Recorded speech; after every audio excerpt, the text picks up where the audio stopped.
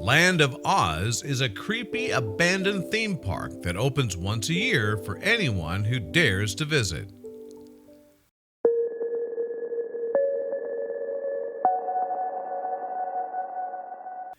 Going back and watching The Wizard of Oz is always fun and brings back a bit of nostalgia with it as well. After seeing this Wizard of Oz theme park, though, I'm thinking this movie was a little creepier than I originally thought. Located in North Carolina's mountains is a theme park called the Land of Oz. The theme park was the idea of an entrepreneur named Grover Robbins.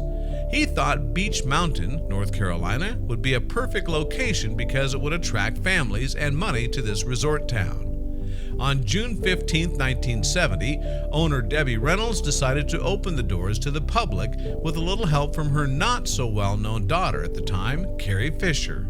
You may know her now thanks to Star Wars. Keep watching to find out some more interesting facts about the Land of Oz. During their first full summer, Land of Oz welcomed more than 400,000 visitors. During its heyday, it was not unusual for them to have 20,000 plus visitors per day. The theme park was designed more as a walking tour for visitors to walk through the entire story.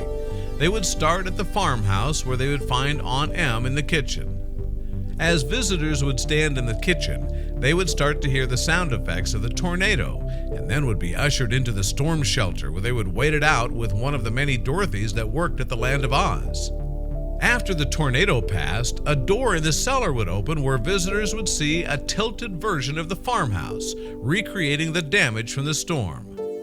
They'd also find a pair of striped stockings, and along with the infamous ruby red slippers which belonged to the Wicked Witch of the East.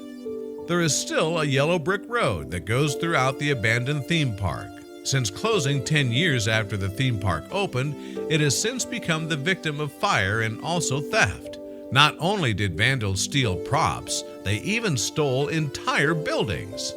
You can find props in some of the deserted buildings, including one of Dorothy's dresses from the actual movie, which are now located in the Park Museum. Because there is truly no place like home, in the 1990s there was a small project called Emerald Mountain, which are all volunteers.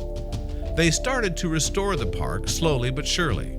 The park is opened for 2 days every year to raise money to fund the restoration. Would you want to visit the Land of Oz during its heyday, or would you rather go someplace like Disneyland?